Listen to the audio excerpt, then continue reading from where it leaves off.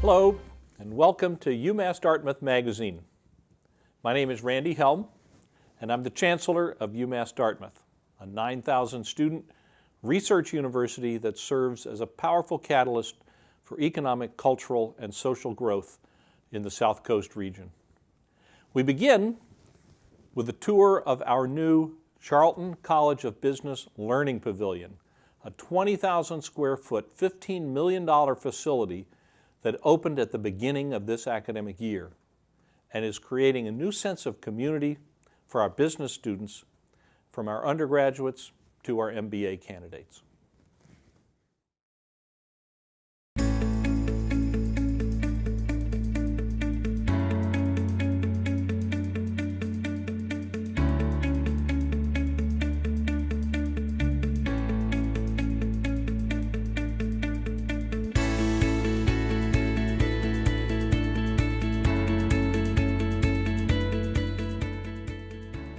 Welcome to the Charlton College of Business, the University of Massachusetts, Dartmouth. My name is Angappa Gunasekharan, the Dean of the Charlton College of Business. I would like to briefly go over the Charlton College of Business.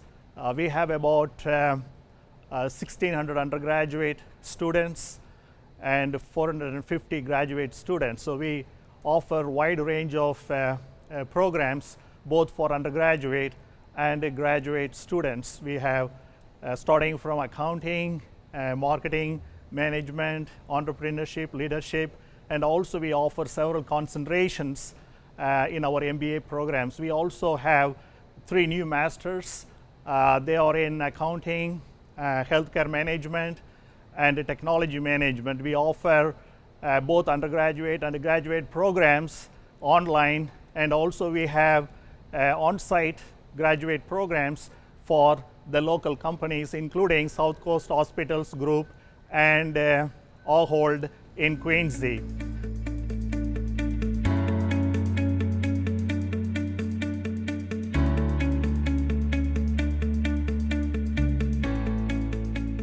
So our students will be excited to see the state of the art classrooms, and also plenty of workspace so that they can interact with other students. And also our faculty are sitting next to this new learning pavilion, so that will provide more opportunities to work closely with our faculty as well as staff in order to have sort of enabling conditions for better learning.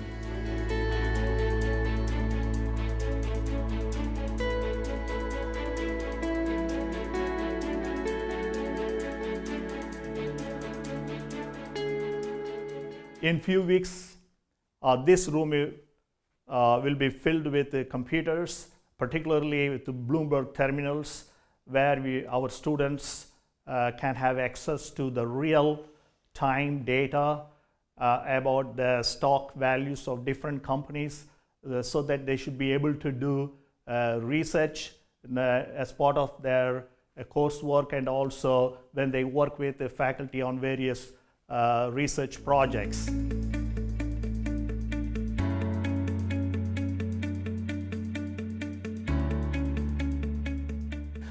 As you can see, the space here, we have also fireplace and a TV monitor, so where we are going to display all the events and programs for students.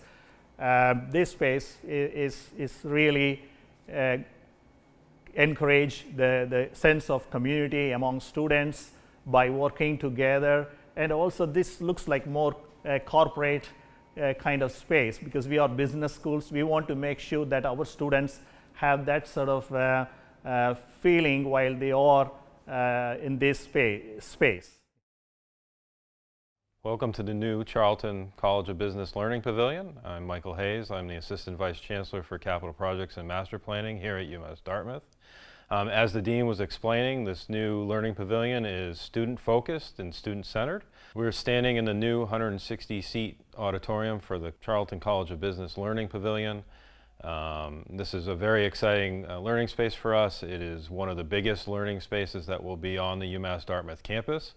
It is fully equipped with high technology features, including projection and lecture capture, which is utilized to play back lectures for students online.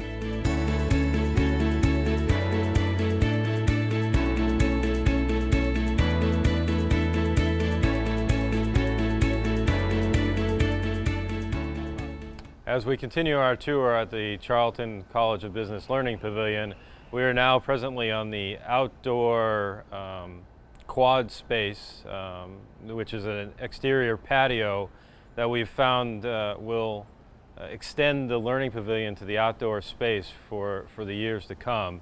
This space in a couple of days will be fully equipped with outdoor furniture, and students will be out here to study and hang out. As you can see behind me, the existing Charlton College of Business connects fully with the new learning pavilion, so students and faculty and staff can transit back and forth between the two buildings.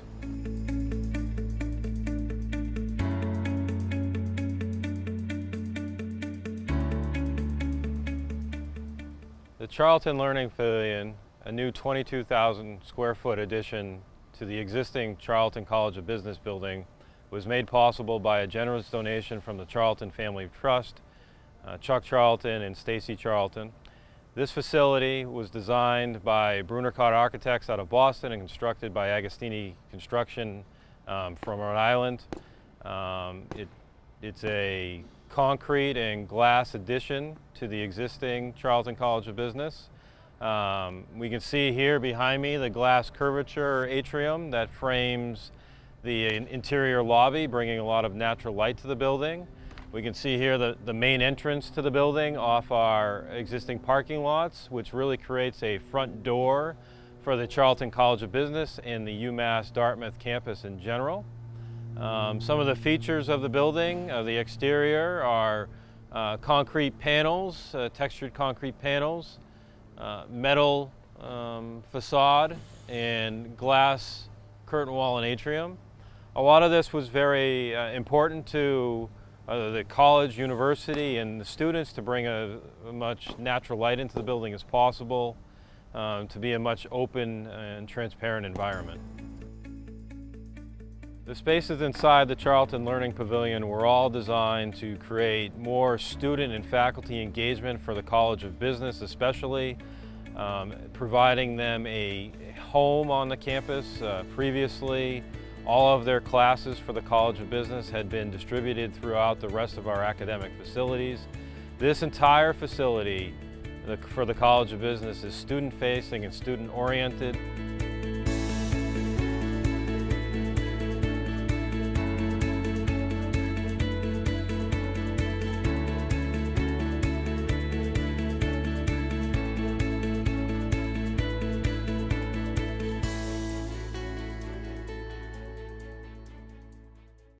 I know our business students are going to really benefit from the new Charlton College of Business Learning Pavilion.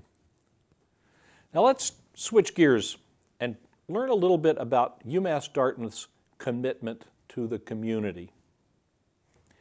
Last year, UMass Dartmouth students contributed 220,000 hours of service to our community, valued at more than $5 million.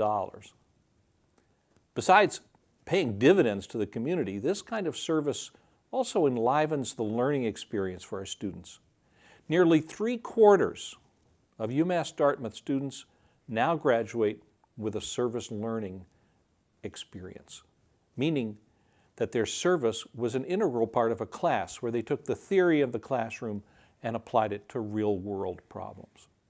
Now, besides encouraging our own students to serve, our Ladue Center for Civic Engagement works to create a service ethic in young people throughout the region. Last month, the Ladue Center organized its annual Youth Civic Engagement Summit. Let's take a look.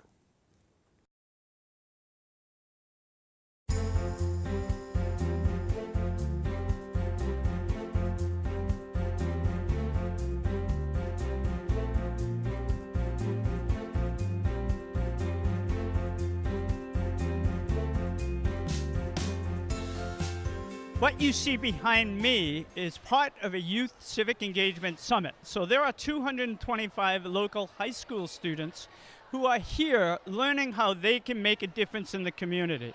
They attended a workshop this morning on learning the power of their own voice and their own vision. And this afternoon, what they're doing right behind me is packaging 10,000 meals that will go to a third world country, and they're challenged to package those meals within 1 hour. The partner on the meal packaging project is Stop Hunger Now, which is a national organization which tries to fight international poverty. My name is Danielle McCreary. I'm the Assistant Program Manager at Stop Hunger Now in our New England location. Stop Hunger Now is an international hunger relief agency, and what we do is we travel around the world to volunteers who want to get engaged in the mission of ending hunger in our lifetime. So 21 locations all over the world, going out, engaging volunteers. We're packaging bags of food that then we ship internationally to our partners overseas. We work in programs like school feeding programs, trying to get kids in school fed so that they do go to school and they get that education, health clinics, orphanages, places where people are at their lowest. So getting those people at their lowest fed. In my mind, this is what UMass Dartmouth is all about. Here we have 225 students from Fall River and New Bedford coming to UMass Dartmouth for a morning. And what's happening? They're learning, number one, how to work together. They're being exposed to a college campus. And they're learning how to help other people. Every minute that they spend in there putting these meals together will go to help a family or an individual in another country that doesn't have the ability to provide food for themselves, and we are helping to provide that food.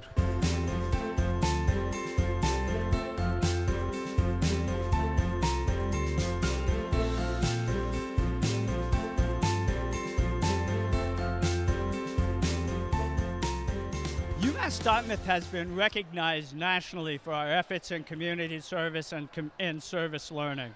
Part of that success has been because we've been able to develop very strong partnerships, mostly with local nonprofit organizations that understand the value of what our faculty and students bring to the relationship.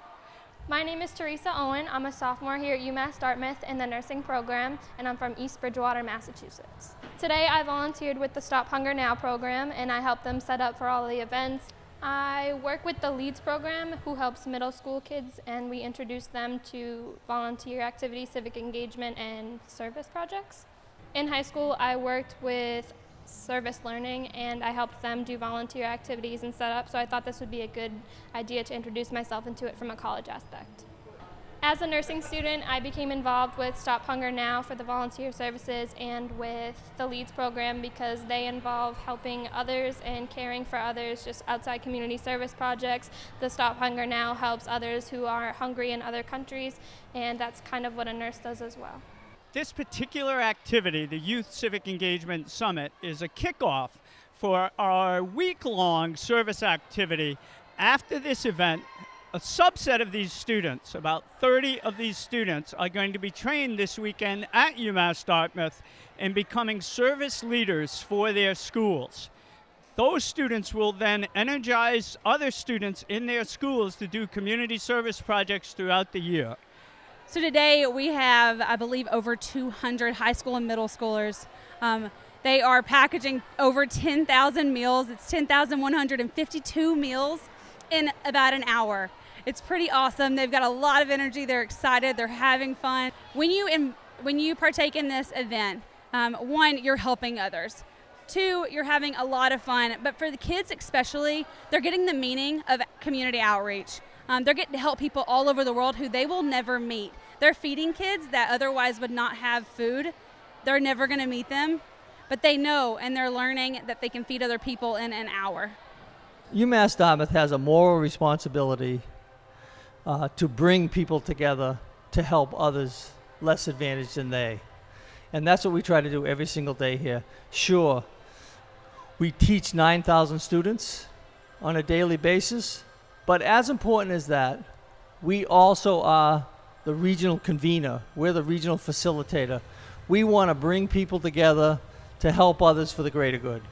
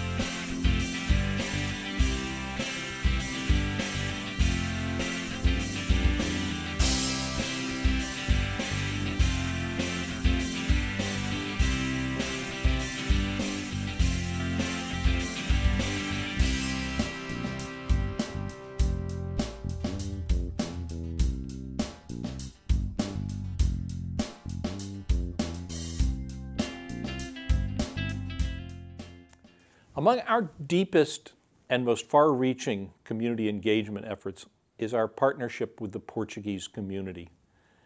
We're located in a region with the largest concentration of Portuguese Americans in the country.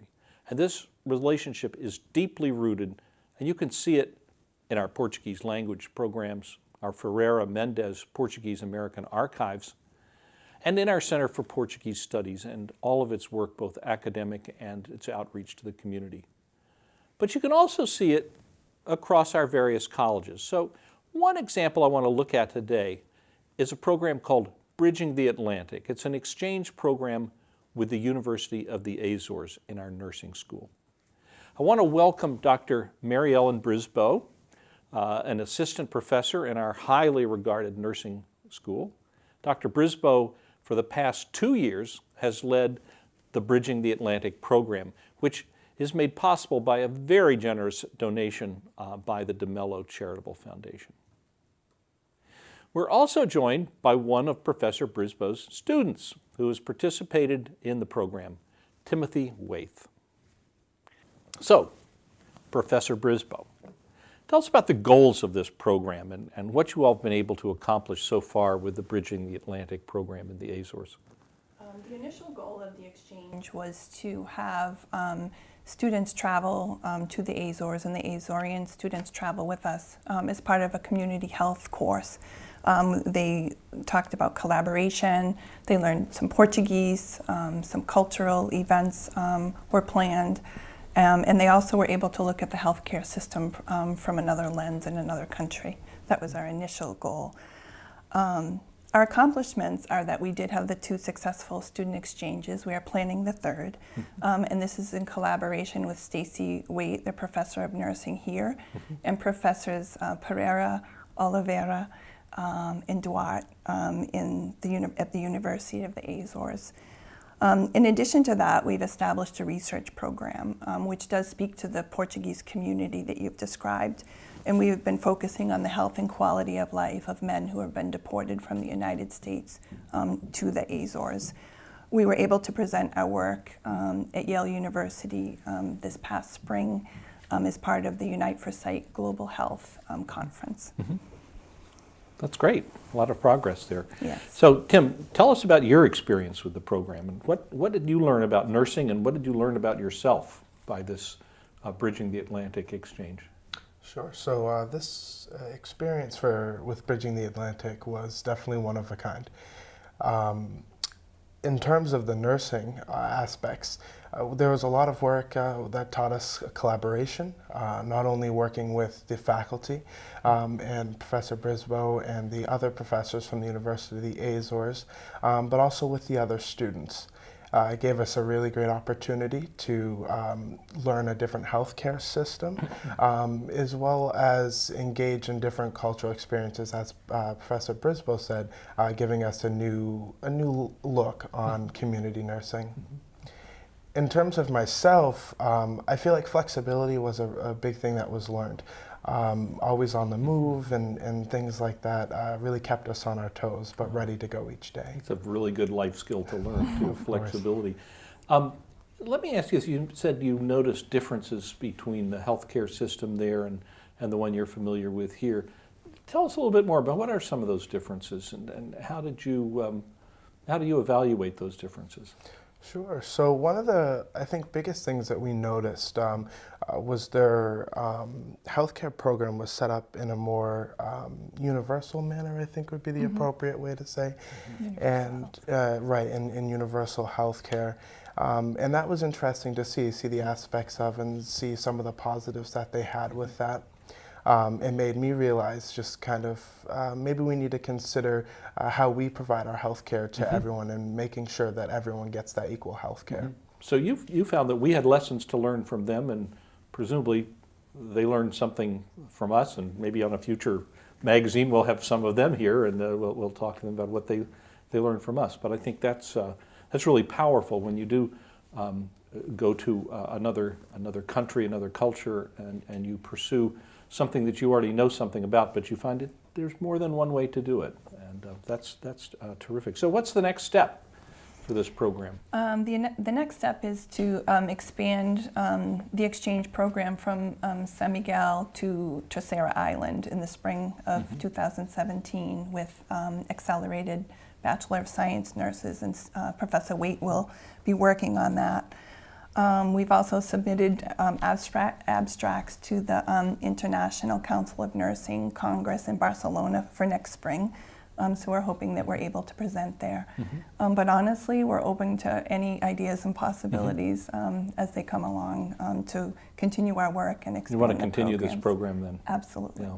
So, and how many students went over to the Azores, and how many of their students came here to UMass Dartmouth? We send 8 and we have 8, so 32 students. So it's have an been even involved. exchange. It's an even That's exchange great. for sure. That's yes, super. Certainly. Yes. Wonderful. That's terrific. So Tim, where do you see yourself in 5 years?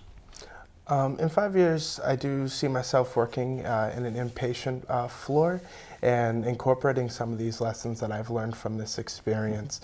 And really trying to help out my community around me as much as possible, seeing as community nursing plays such an important role, in addition to hopefully going back to school and getting my master's degree one day. Do you have any ambitions to continue traveling abroad and using your skills in other countries? Yes, I would love to continue traveling and not only providing my skills, but also see what else I can learn, just as I did on this trip.